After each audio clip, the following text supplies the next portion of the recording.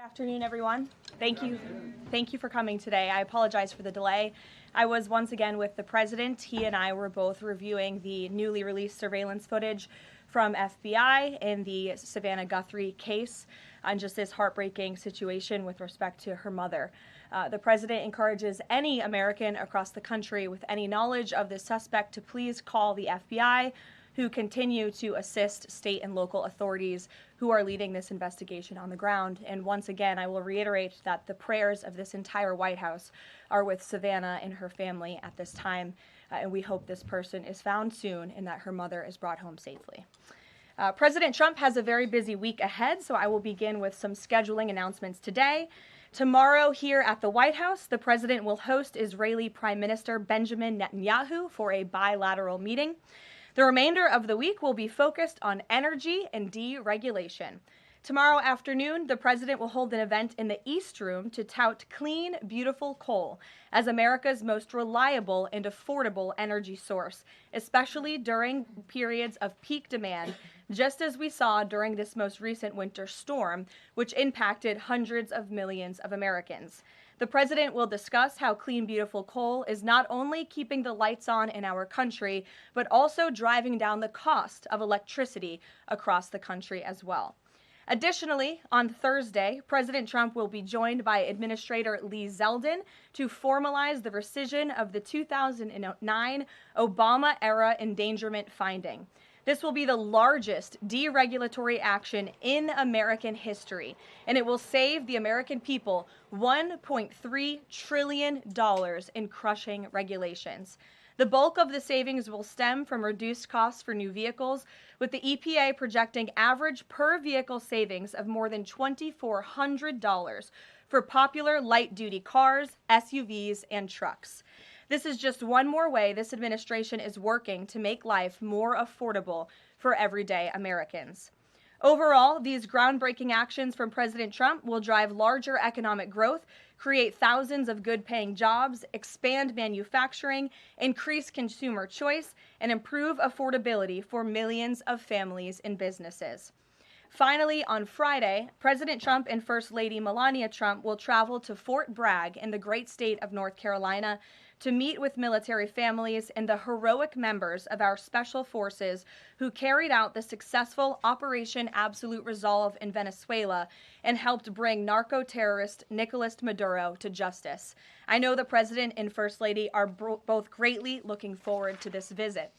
Also, the First Lady will celebrate Valentine's Day at the Children's Inn at the National Institute of Health tomorrow, with children, families, and NIH staff involved in clinical trials. In other news this week, thanks to President Trump signing the largest middle-class tax cut in history, this is shaping up to be the biggest tax refund season ever, and we are in it now. President Trump and Republicans fundamentally believe that Americans deserve to keep more of their hard-earned money, not less, which is why he fought so hard to deliver this long overdue relief. From no tax on tips, overtime, or Social Security, to auto loan interest deductions on new American-made vehicles, plus increases to the standard deduction and child tax credit, more money is flowing back into the pockets of hardworking Americans. We're already hearing from everyday Americans across the country who are reporting substantial tax savings thanks to the Working Families Tax Cut, which every single Democrat in Congress voted against. AMAC, which represents millions of Americans, has heard directly from more than their 1,000 members already about how the Trump tax cuts are easing cost of living concerns. I wanted to share a few of those powerful responses with you today. This one comes from Dean and Wendy in Wisconsin, who said, quote, "Instead of paying out $3,700 last year, we got back $2,500 in refunds this year. This is huge for our family." Steve from California said, quote, "The new senior citizen deduction is a tremendous relief and has given us peace of mind and the freedom to truly enjoy the retirement years we worked so hard for." Eric from Nevada said, "As a senior, no tax on Social Security helps me tremendously. The no tax on tips helps my daughter-in-law as a waitress. The no tax on overtime helps my son, who works constantly. Our family savings from the One Big Beautiful Bill could total even more than $5,000. We love the Trump tax cuts." These are just a few positive examples of the everyday Americans that President Trump's tax cuts are uplifting. We'd love to hear more from the American people across the country who are benefiting from the working families tax cuts. The White House is also pleased to share that parents across the country can now officially apply to open a Trump account for their child. In order to apply, parents can visit trumpaccounts.gov and fill out the IRS form 4547. These Trump accounts are special investment accounts aimed at providing American children with a jump start on building wealth for life. They have all the tax advantages as a traditional IRA account, but are specifically tailored to build wealth the moment a child is born. Thanks to President Trump, every child born between January 1st, 2025 and December 31st, 2028 is eligible to receive $1,000 from the U.S. Treasury to fund their account. Parents, guardians, and even nonprofits can then contribute up to $5,000 per year. Employers can also contribute up to $2,500 per year per employee. President Trump believes there is no better investment than investing in our nation's children. If you are a parent who maximizes contributions to your child's Trump account, its projected value could reach nearly $1.1 million by the time your child turns 28 years old, based on average historical stock market returns. Safe to say, the Trump accounts will give a substantial head start to position the next generation for a brighter future. And with the stock market exploding under President Trump's pro-growth policies, there has never been a better time to sign up for an investment account like this. The Dow Jones just shattered 50,000 for the first time ever on Friday, and the S&P 500 and the NASDAQ continue smashing record after record. So with President Trump in charge, Americans' 401ks and retirement savings are booming once again, and these new Trump accounts for America's kids will boom too. So with that, once again, every parent should go to trumpaccounts.gov today, and I'm going to put it on my own personal to-do list to sign up for one as well. With that, I will take your questions. Karoline Downey from the National Review is here. Thank you for being here, and why don't you kick us off? Thank you for having me. On the criticism that immigration enforcement has become arbitrary or not particularly prioritizing, Democrats have been circulating this statistic that only 14% of illegal aliens arrested under this administration are violent criminals, but we know that in deep blue cities with progressive district attorneys, it's common to plead down serious violent crimes into less serious offenses, which could be distorting those numbers. So given that backdrop, does the administration still stand by the messaging that you're targeting the worst of the worst, and does this prevailing narrative tell the whole story? Well, thank you for bringing this up, Karoline. I've seen this CBS report floating around. There's a lot of liberal talking heads and pundits and Democrat elected politicians who think that this single story and these statistics and the way they are painted is somehow a shot at this administration. It is not, and let me correct the record. Number one, the Trump administration has been clear from day one that any illegal alien present in this country is subject to deportation. However, the priority, of course, is going after the convicted criminals, the worst of the worst, the murderers, the pedophiles, the rapists in this country. Interestingly, in the CBS story, what the Democrat talking heads on television are not saying is this line. Nearly 60% of ICE arrestees over the past year had criminal charges or convictions. And among that population, the majority of the criminal charges or convictions are for nonviolent crimes. Oh, well, what are nonviolent crimes, you ask? This has coincided with what DHS has been saying all along, that approximately 70% of illegal aliens arrested under President Trump have pending criminal charges and or prior convictions. And these so-called nonviolent crimes, drug trafficking, distribution of child porn, burglary, fraud, DUI, embezzlement, solicitation of a minor, and human smuggling, just to name a few. So just because a crime is not violent in nature doesn't mean that crime is victimless. And I can guarantee every single person who is out there on television right now pointing to these statistics that were taken out of context by CBS News would not want an illegal alien convicted of the distribution of child porn or fraud or DUI living in your community. So the Trump administration will continue our focus on deporting all illegal aliens present in our country with a focus on the worst of the worst criminals. Thank you for being here. Gabe. Caroline, thank you. And thank you for the update on our colleague Savannah Guthrie's mother. Is there anything more you can share? You said the president was reviewing that surveillance footage. What was his initial reaction when seeing those disturbing images? And does he believe that that suspect acted alone? I haven't talked to him specifically about the second point on whether the suspect acted alone or not, so I don't want to weigh in on the president's thinking on that. His initial reaction, of course, as all Americans, is just pure disgust. And again, it's heartbreaking to see now this footage really bring to life a story we've all been reading about. And again, we're just praying for the safety of Nancy Guthrie and that she will return home soon. And the president directed me to please encourage all Americans with any information to call the FBI, and we hope that this case will come to a positive resolution as soon as possible. We, of course, have a lot to talk about in a completely separate topic. I was hoping you can clarify something that's come up over the last several days, again, regarding a separate topic, in the Epstein files. According to newly released files, the president had a conversation with the Palm Beach police chief in the early 2000s, according to the police chief in 2019. The president has gone on record before, and he's told reporters that he said that that he had no idea about Jeffrey Epstein's crimes. During this conversation with the police chief, however, he did say, according to this recounting of it, that thank goodness you're stopping him. He also called Karoline Maxwell evil. So my two questions are, did that conversation with the Palm Beach police chief happen? And can you explain the discrepancy?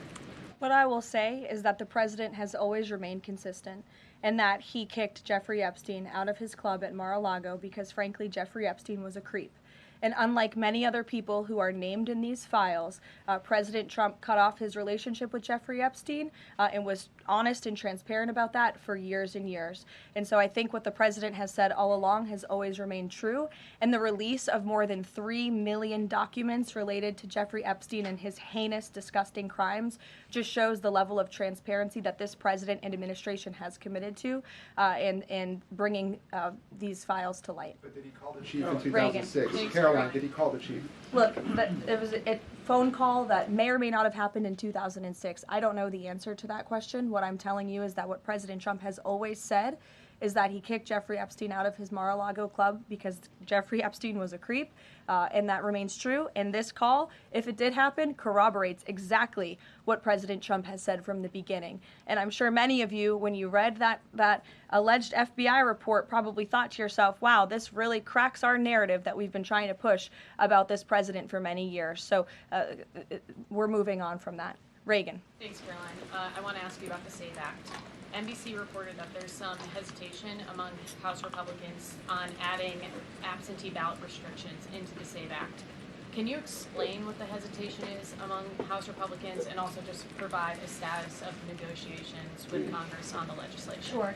I can't speak for House Republicans, Reagan. I can obviously speak for the president, who is quite possibly the strongest supporter of the Save America Act, which, as you know, would require proof of citizenship to register to vote. It would require proof of identification, a photo identification before casting a ballot. And it would also ensure that there are exceptions made. I think that's what you're alluding to with these conversations with House Republicans for reasonable requests, of course, for our military, for individuals who are disabled and cannot make it to the polls. Those are reasonable, common sense things that I believe House Republicans are discussing amongst themselves. But as for the president, he's been very clear. He wants House Republicans and Democrats, too, if they were politically wise, to pass this legislation, for the Senate to pass it, to send it to the president's desk so it can be signed into law. Follow-up. I'm wondering when the last time the president spoke to Leavitt was and if he discussed using the standing filibuster to pass legislation. The president has given his position on the standing filibuster. As for his most recent conversation with Leader Thune, frankly, I'm not sure. I do know they speak very frequently. The president's in constant communication with both Leader Thune and the House Speaker, Mike Johnson. Stephen, I see we switched up our seating chart. Your direct line of sight now. Congratulations. Thank you to the Correspondents Association for recognizing the New York Post's reach. I've got two questions for you, one about the Guthrie case and then another about infrastructure. On the Guthrie case, does President Trump have a warning to the culprits here about what would happen to them, what federal consequences they would face if they do not release Nancy Guthrie unharmed? I think anyone who was involved in this depraved crime, this abduction, of course, we want to be seen held to the fullest extent of the law possible. Infrastructure, can you explain why President Trump asked Chuck Schumer to help him rename Penn Station and Dulles Airport after himself? Why is he interested in having his name on those two buildings? And why are the Gateway Tunnel funds the proper point of pressure to get that to happen?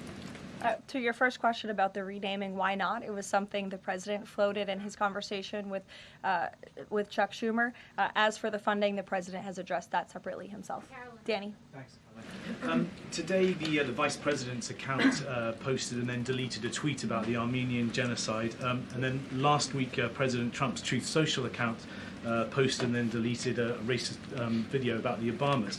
And the White House again blamed that on a staffer. I wanted to ask you, does the White House have a social media problem at the moment? Do you have an auto-posting problem that's leading to these mistakes? No.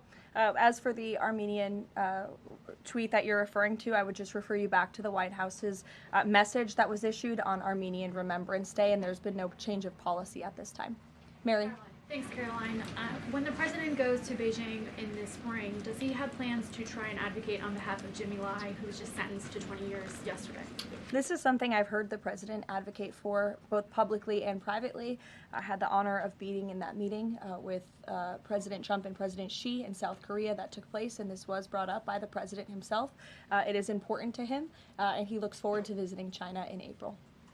Go ahead. Thanks, Caroline. So some Republican lawmakers from Nebraska have said they're worried that the Argentinian beef executive order will sideline some American ranchers.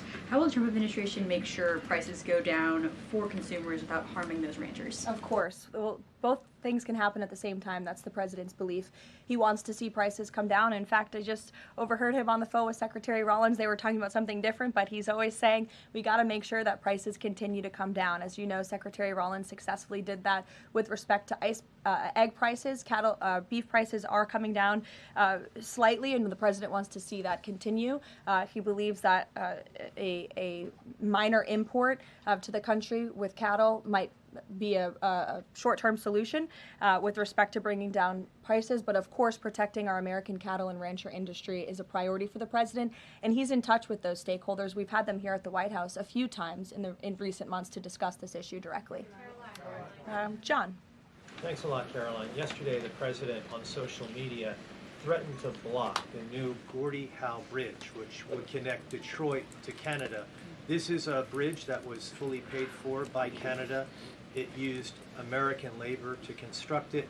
It used American steel to construct that bridge. The president in 2017 was actually in favor of this bridge, part of a joint statement that he put out when he met with the Canadian Prime Minister. Why has the president changed his mind as it relates to this bridge?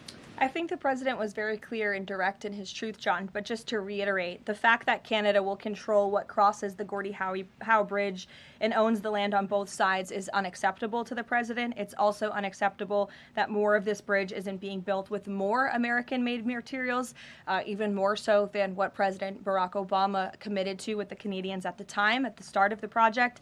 He also believes that the U.S. should own at least half of the bridge, have shared authority over what passes across it, and participate in the economic benefits generated by its use. This is just another example of President Trump putting America's interests first, and so he made that very clear in his call with Prime Minister Carney earlier today. Phil. Thank you, Caroline. Sure. DHS Secretary Kristi Noem just posted a photo of herself signing the last contract to build a border wall between Laredo, Del Rio, and Big Bend, Texas, among reports that construction had stalled. Is the president satisfied with the pace of construction? The president wants to make sure that the full border wall is built as quickly as possible, of course. I know this is a priority for him dating back to 2016, and so absolutely he wants to ensure that the border wall is built under budget and ahead of schedule is how President Trump likes to view building projects, and that includes the border wall. Satisfied with the pace of construction thus far? I think the president is never satisfied. He always wants to ensure that things are moving along as quickly as possible, but I know Secretary Noem is on it, and she's doing a great job. Thank you, Caroline. You're welcome. Sure, go ahead.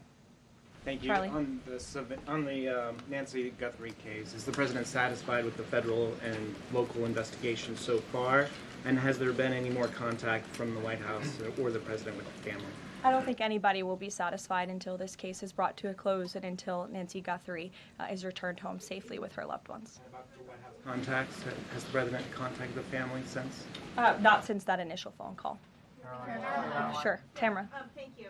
The National Governors Association is removing a meeting with President Trump from his agenda because only Republicans were invited.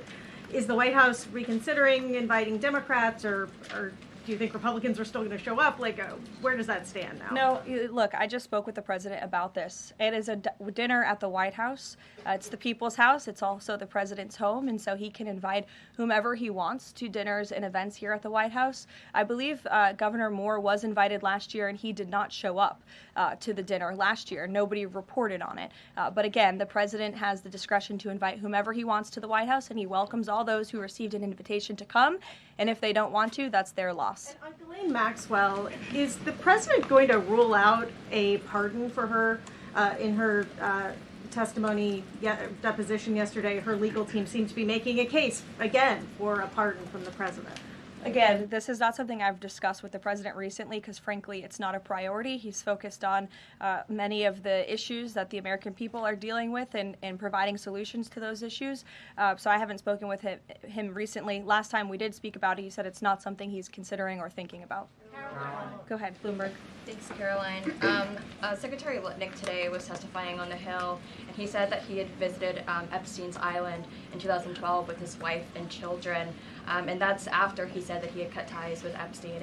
And Justice Department documents show that he was in contact with Epstein through 2018 over messages. So does the White House stand behind Secretary Litnick right now, or given what he has said today, has there been any shift in how the White House is viewing Secretary Lutnick's performance? No, Secretary Lutnick remains a very important member of President Trump's team, and the president fully supports the secretary. I will just point out that there are a lot of wins in the news this week that people in this room have not asked about because you continue to ask questions about the same subject, so let me point them out for you. Again, on Friday, the Dow shattered 50,000 for the first time ever. This week, the American Society of Plastic Surgeons came out in opposition to gender mutilation surgeries for children. They are the first major medical group to do so.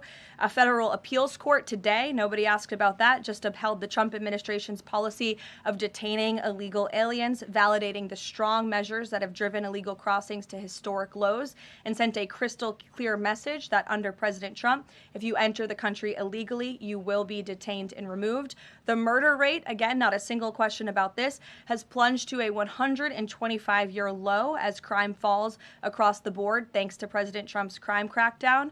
We also saw this week national median rents have fallen to a 4-year low following 6 consecutive monthly declines, and mortgage affordability has surged to a 4-year high. Home ownership is the core foundation principle of the American dream, and I will repeat that mortgage affordability this week surged to a 4-year high, but not a single of mention of that in this briefing room today. And again, this came out last Friday, but for an unprecedented 9th straight month, there were 0 illegal border crossings at the southern border. So we're going to get back to business. The president is very busy today, and you will see him all tomorrow at the event in the East Room touting his administration's energy policy. Thank you.